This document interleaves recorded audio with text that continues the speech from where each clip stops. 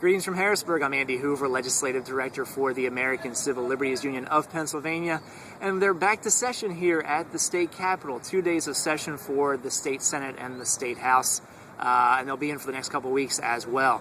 We do have some civil liberties related news to share with you, some good news and some bad news. On Monday, I blogged that we thought that the Senate would be voting on Senate Bill 1, the school vouchers bill, and it turned out that the Senate actually did not vote on that bill this week, and in fact today Senate Bill 1 was re-referred to the Senate Education Committee. I saw some media reports that were saying that the Senate would be voting on Senate Bill 1 this week, but when I got to the Capitol on Tuesday, I found out that they still don't have the votes to pass Senate Bill 1 in the state Senate, and this is really quite a turn of events. We thought that the state Senate was going to be the place where they would be able to slam dunk the school vouchers bill. It turns out that they are not able to do that in the Senate, so they haven't even been able to get it through one chamber yet, let alone getting it through the House as well. If you've been following this story, you probably know the ACLU of Pennsylvania opposes taxpayer-funded private school vouchers, and you can find some information about that in our position on our legislative webpage. That page is aclupa.org/legislation. Earlier this week, the NAACP of Pennsylvania supported a raucous rally here at the state capitol against SB 1 and against Governor Corbett's proposed budget cuts to public education. So clearly the grassroots are engaged. People are reaching out to their state senators from all across the state and telling the state Senate, we don't want Senate Bill 1, we don't want public education undermined. Also today, some good news. The bills to add sexual orientation and gender identity or expression to Pennsylvania's non-discrimination law were introduced in both the House and the Senate. House Bill 300 would ensure that LGBT people are protected from discrimination in employment, housing, and public education. That was introduced by State Representative Dan Frankel from Pittsburgh. We're actually going to have two bills in the Senate. One is Senate Bill 910, introduced by Senator Larry Farnese, and a yet-to-be-introduced bill by Senator Pat Brown, a Republican from Allentown.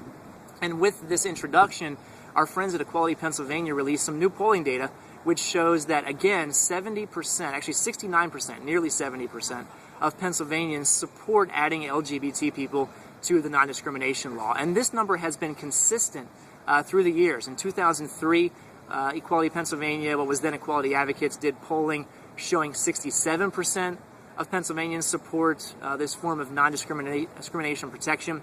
In 2007, polling showed 70% of Pennsylvanians supporting this bill, and now we have, again, 69% of Pennsylvanians saying that they support adding LGBT people to the non-discrimination law. Now, we know that with the environment here at the state capitol, it's going to be difficult getting that bill passed this session, but we're going to do our best, and we're going to continue to organize around this issue. There's a lot of activity at the local level where local municipalities are passing their own non-discrimination ordinances.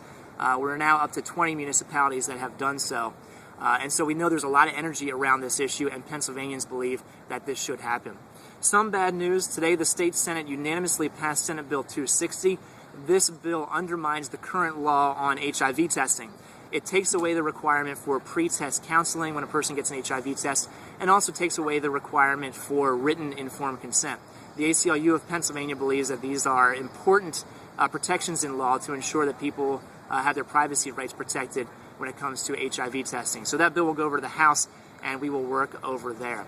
So that's the latest in terms of what is shaking here at the state capitol. We continue to work on House Bill 574, which deals with regulations for abortion clinics. It would completely alter the regulations for abortion clinics. It's a terrible bill that could close most or maybe all of the freestanding abortion clinics around Pennsylvania. No legislative action on that bill this week, but we continue to lobby on that as well.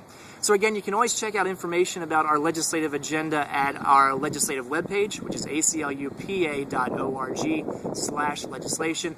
Again, we appreciate you checking out the video update, and we're here at the state capitol representing your interests, representing civil liberties and constitutional rights, because freedom can't protect itself.